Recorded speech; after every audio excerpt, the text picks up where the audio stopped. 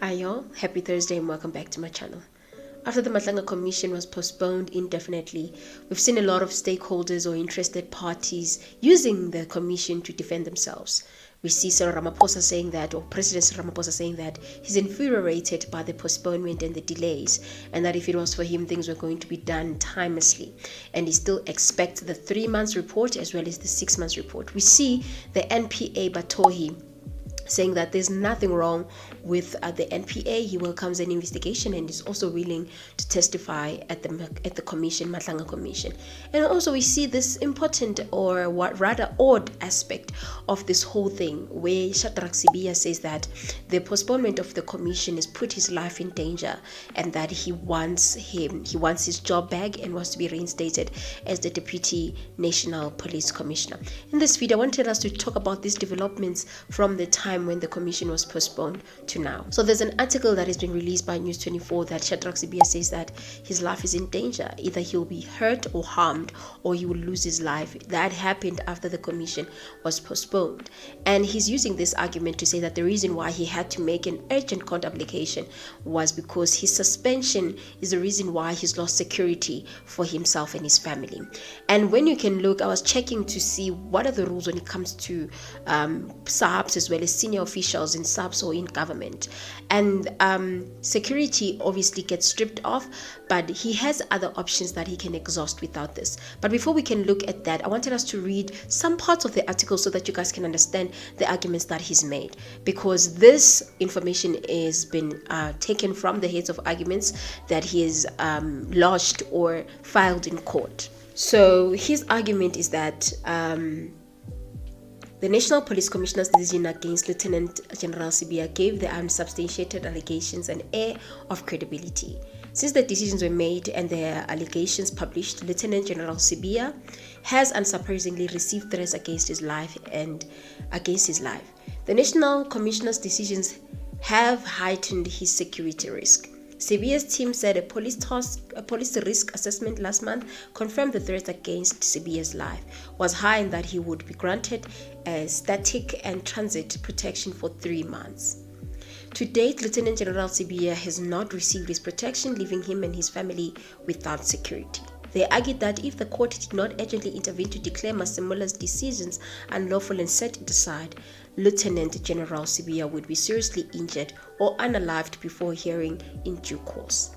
This order will restore the previous security measures. The order will also enable for the provisions of any further security measures as the SABs might consider necessary. While he remains at home, he is not provided with any security at all. Masemola accused Sibiya of going rogue and acting contrary to his instructions to disband the political killings task team in a gradual manner. In the heads of argument, Sibiya's legal team said at no stage prior to Lieutenant General Mkonazi's allegations there any evidence that the men in Hull Lieutenant General Sibiya gave effect to the disbandment and docket relocation order was a cause of concern. This is relevant because Lieutenant General Sibiya maintains at all times he complied with the orders given to him by the National Police Commissioner. Masemola ordered Sibiya to stay at home after he was implicated by the KwaZulu-Natal Police Commissioner, Lieutenant General Mkonazi, in explosive allegations around the capture of the country's criminal system and the disbandment of the task team. So guys, I want to repeat this part because I think this is very important. He says that this is relevant because Lieutenant General Sibiya maintains at all times that he complied with the order given to him by the National Commissioner. So the National Commissioner, if you guys remember, said that he told him to not disband the task team and then went on leave, and then still Sibiya disbanded the task team. So he says that he acted on the orders of the National Commissioner, Fani Masemola. So who is lying between the two? And I think now we see these developments of lies and people now having to prove that they never gave the orders, because it seems like he's saying that whatever he did, he acted from the instructions that were given to him, meaning his. So guys, I wanted us to look at other options of security that the suspended deputy police commissioner has. So there is a VIP protection that is afforded to SAPS members, and that is called the Threats and Risk Assessment, the TRA. And it determines who gets that protection, and amongst many, it's the ministers, the president, the judges, senior officials of the subs like the National Police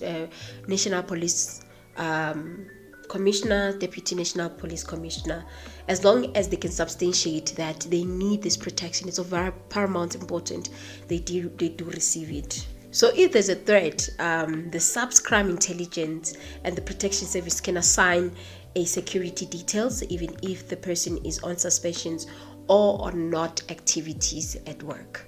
So it seems like he has other options besides having to go back to work. So with the Sibiya, it's a case of discretion because most of this is provided with people that are working, but since he's not at work, it is the discretion, is in the indiscretion of the subs that they provide him with the necessary security. And I think that Kachala would have, came in if there's security concerns, because even guys, when you listen to the ad hoc committees as well as the commission, they've said that they're prioritizing protecting the witness protection. And since to be part of the commission or the ad hoc committee, he deserves the protection outside of the subs.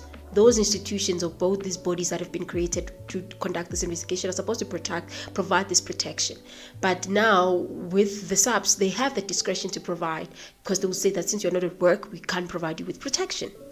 So maybe the reason why he wants his work is so that that protection can come automatically, the security. But I think that also who's threatening him? Because he didn't, in his word, he didn't do anything wrong.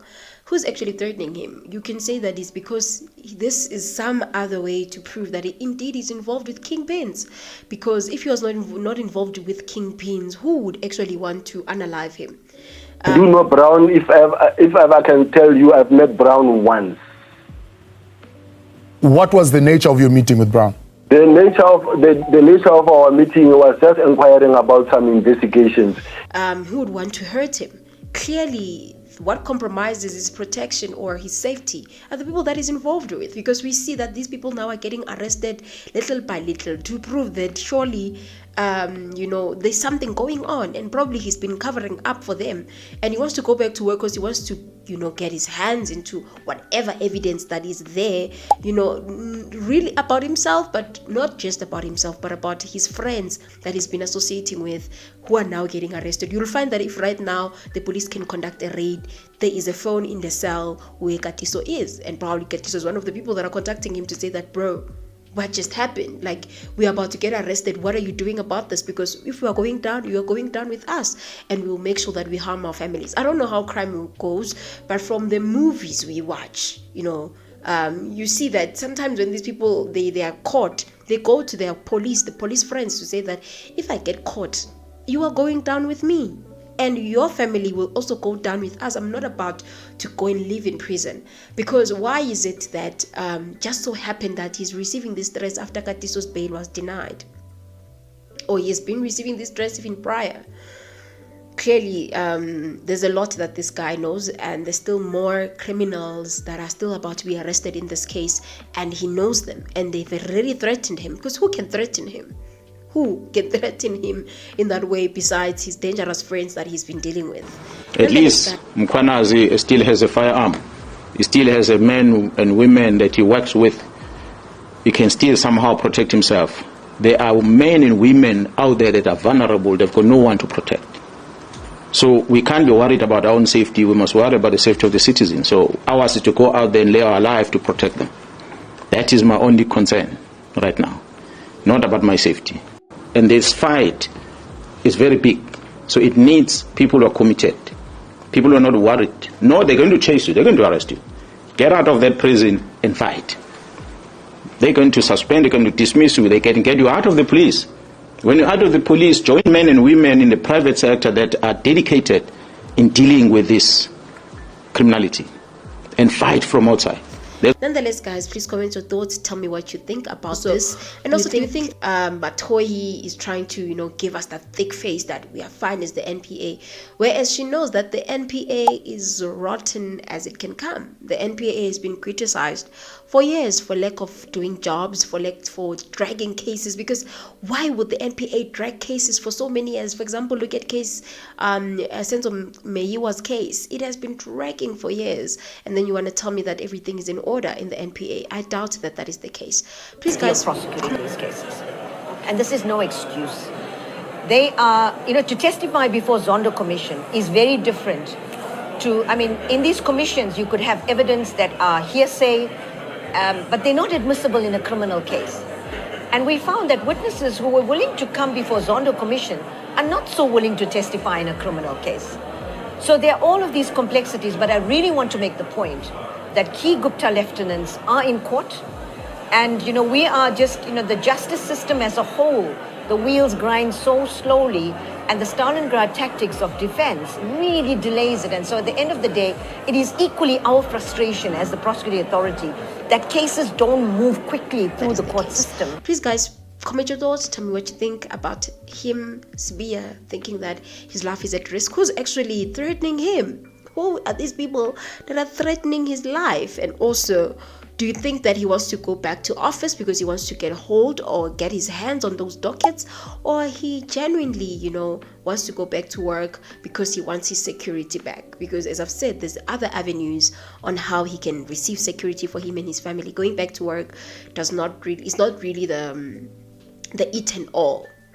He still has other options that he can use to protect himself and his family. Nonetheless, guys, please comment your thoughts. Tell me what you think. I will see you on my next upload. Bye.